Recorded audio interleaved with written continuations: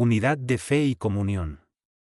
11. Una tan grande y absoluta concordia entre los hombres debe tener por fundamento necesario la armonía y la unión de las inteligencias, de la que se seguirá naturalmente la armonía de las voluntades y el concierto en las acciones. Por esto, según su plan divino, Jesús quiso que la unidad de la fe existiese en su Iglesia, pues la fe es el primero de todos los vínculos que unen al hombre con Dios, y a ella es a la que debemos el nombre de fieles. Un solo Señor, una sola fe, un solo bautismo, es decir, del mismo modo que no tienen más que un solo Señor y un solo bautismo, así todos los cristianos del mundo no deben tener sino una sola fe. Por esto el apóstol San Pablo no pide solamente a los cristianos que tengan los mismos sentimientos y huyan de las diferencias de opinión, sino que les conjura a ello por los motivos más sagrados: os conjuro, hermanos míos, por el nombre de nuestro Señor Jesucristo, que no tengáis más que un mismo lenguaje ni sufráis cisma entre vosotros, sino que estéis todos perfectamente unidos en el mismo espíritu y en los mismos sentimientos. Estas palabras no necesitan explicación, son por sí mismas bastante elocuentes. La Sagrada Escritura.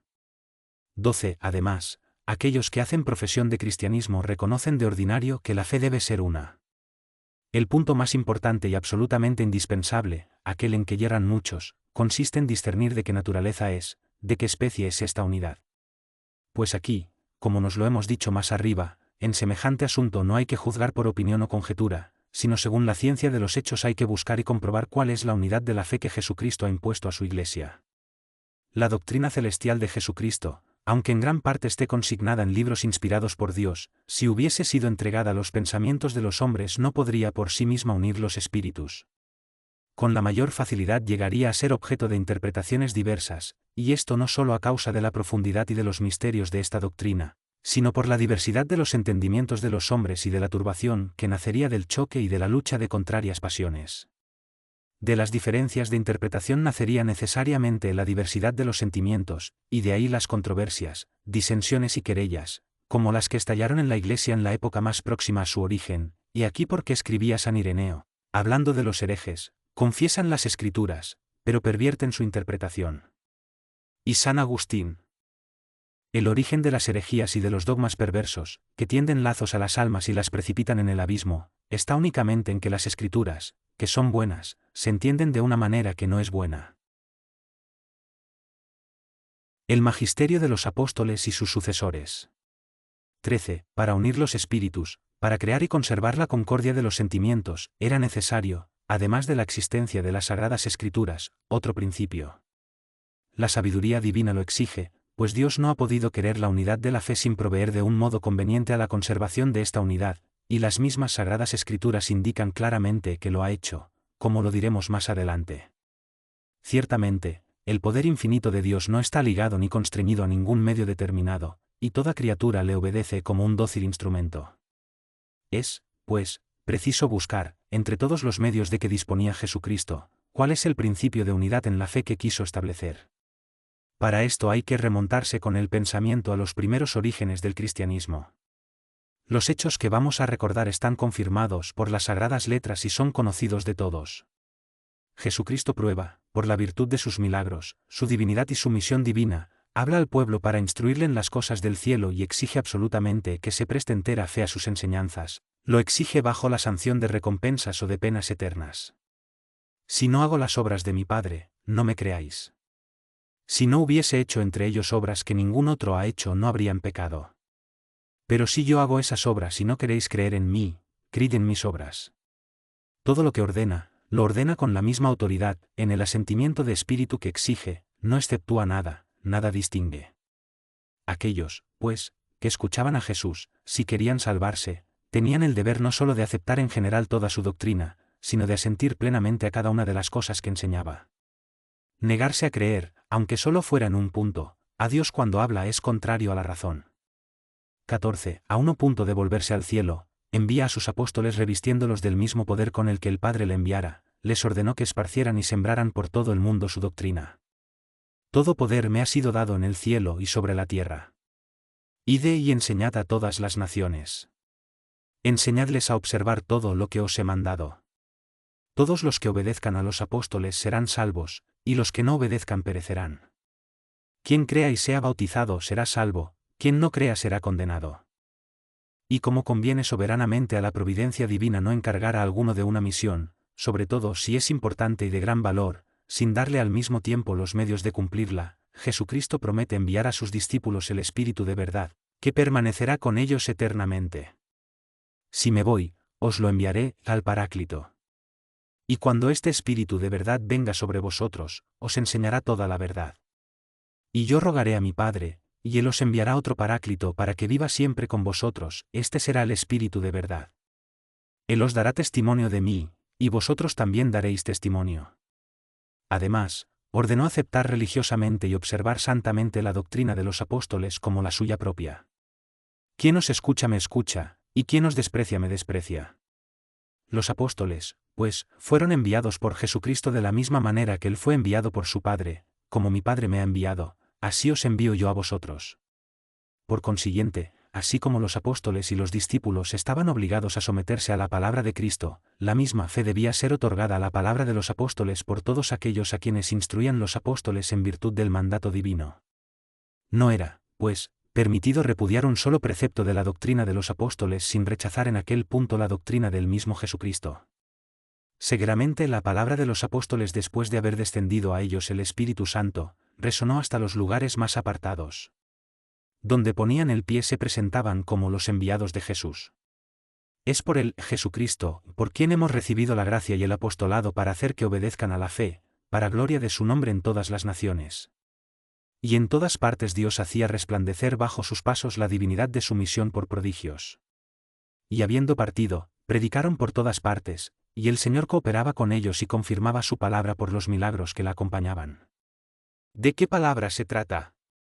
De aquella, evidentemente, que abraza todo lo que habían aprendido de su Maestro, pues ellos daban testimonio públicamente y a la luz del sol de que les era imposible callar nada de lo que habían visto y oído. 15. Pero, ya lo hemos dicho, la misión de los apóstoles no era de tal naturaleza que pudiese perecer con las personas de los apóstoles o para desaparecer con el tiempo, pues era una misión pública instituida para la salvación del género humano. Jesucristo, en efecto, ordenó a los apóstoles que predicasen el Evangelio a todas las gentes, y que llevasen su nombre delante de los pueblos y de los reyes, y que les sirviesen de testigos hasta en las extremidades de la tierra. Y en cumplimiento de esta gran misión les prometió estar con ellos, y esto no por algunos años, o algunos periodos de años, sino por todos los tiempos, hasta la consumación de los siglos. Acerca de esto escribe San Jerónimo, quien promete estar con sus discípulos hasta la consumación de los siglos, muestra con esto que sus discípulos vivirán siempre, y que él mismo no cesará de estar con los creyentes.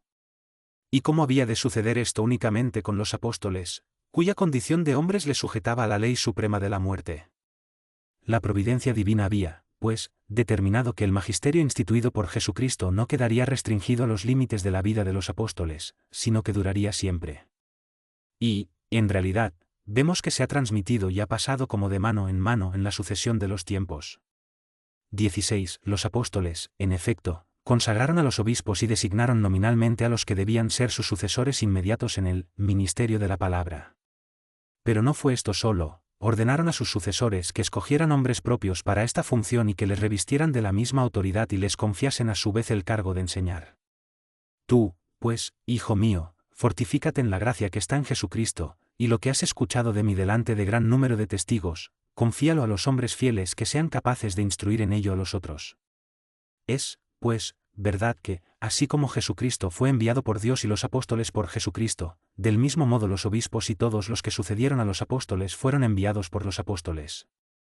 Los apóstoles nos han predicado el Evangelio enviados por nuestro Señor Jesucristo, y Jesucristo fue enviado por Dios. La misión de Cristo es la de Dios, la de los apóstoles es la de Cristo, y ambas han sido instituidas según el orden y por la voluntad de Dios. Los apóstoles predicaban el Evangelio por naciones y ciudades, y después de haber examinado, según el Espíritu de Dios, a los que eran las primicias de aquellas cristiandades, establecieron los obispos y los diáconos para gobernar a los que habían de creer en lo sucesivo. Instituyeron a los que acabamos de citar, y más tarde tomaron sus disposiciones para que, cuando aquellos murieran, otros hombres probados les sucedieran en su ministerio. Es, pues, necesario que de una manera permanente subsista, de una parte, la misión constante e inmutable de enseñar todo lo que Jesucristo ha enseñado, y de otra, la obligación constante e inmutable de aceptar y de profesar toda la doctrina así enseñada. San Cipriano lo expresa de un modo excelente en estos términos. Cuando nuestro Señor Jesucristo, en el Evangelio, declara que aquellos que no están con Él son sus enemigos, no designa una herejía en particular, sino denuncia como a sus adversarios a todos aquellos que no están enteramente con Él, y que no recogiendo con Él ponen en dispersión su rebaño. El que no está conmigo, dijo, está contra mí, y el que no recoge conmigo esparce. 17. Penetrada plenamente de estos principios, y cuidadosa de su deber, la Iglesia nada ha deseado con tanto ardor ni procurado con tanto esfuerzo como conservar del modo más perfecto la integridad de la fe. Por esto ha mirado como a rebeldes declarados y ha lanzado de su seno a todos los que no piensan como ella sobre cualquier punto de su doctrina. Los arrianos, los montañistas, los novacianos, los cuartodecimanos, los eutiquianos no abandonaron, seguramente, toda la doctrina católica, sino solamente tal o cual parte, y, sin embargo, ¿quién ignora que fueron declarados herejes y arrojados del seno de la Iglesia? Un juicio semejante ha condenado a todos los fautores de doctrinas erróneas que fueron apareciendo en las diferentes épocas de la historia. Nada es más peligroso que esos heterodoxos que, conservando en lo demás la integridad de la doctrina, con una sola palabra, como gota de veneno, corrompen la pureza y sencillez de la fe que hemos recibido de la tradición dominical, después apostólica.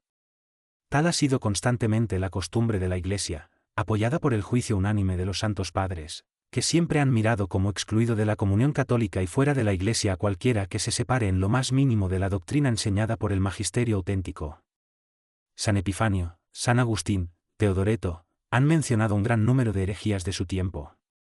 San Agustín hace notar que otras clases de herejías pueden desarrollarse, y que, si alguno se adhiere a una sola de ellas, por ese mismo hecho se separa de la unidad católica.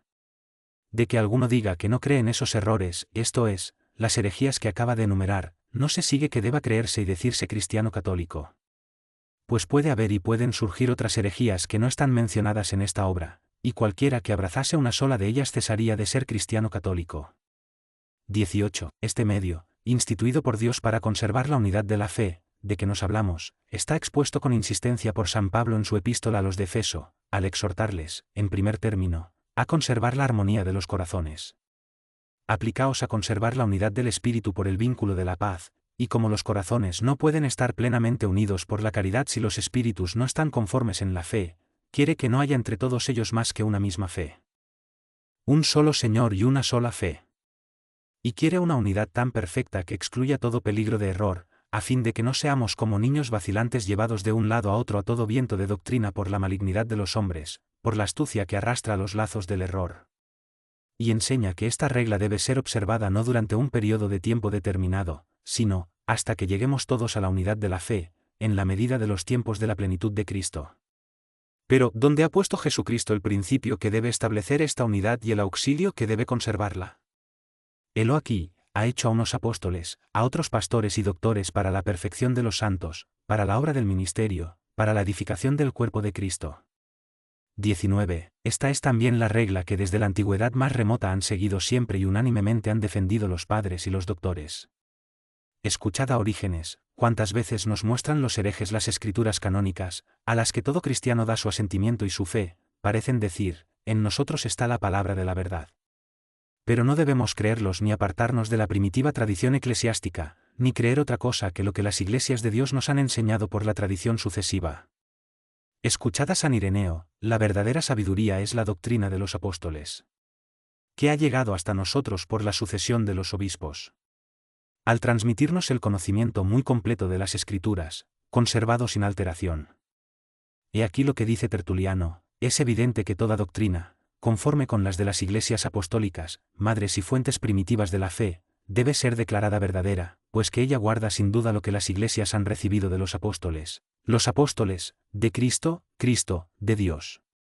Nosotros estamos siempre en comunión con las iglesias apostólicas, ninguna tiene diferente doctrina, este es el mayor testimonio de la verdad.